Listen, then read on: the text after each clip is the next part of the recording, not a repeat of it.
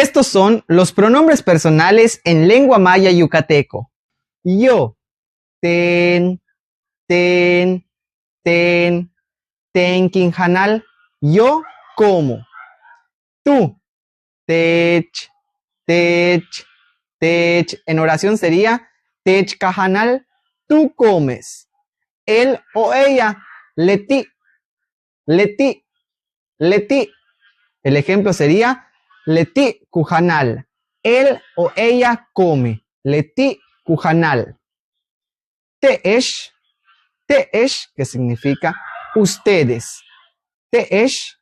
Y el ejemplo sería teesh cajanalesh. Teesh cajanalesh. Ustedes comen.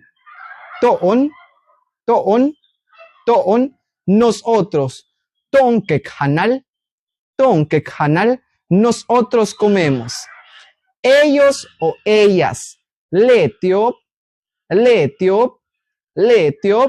Y el ejemplo sería letiop kujanalop. Ellos o ellas comen. Y esos son los pronombres personales en lengua maya yucateco. Malo, canantaba. Bueno, cuidado.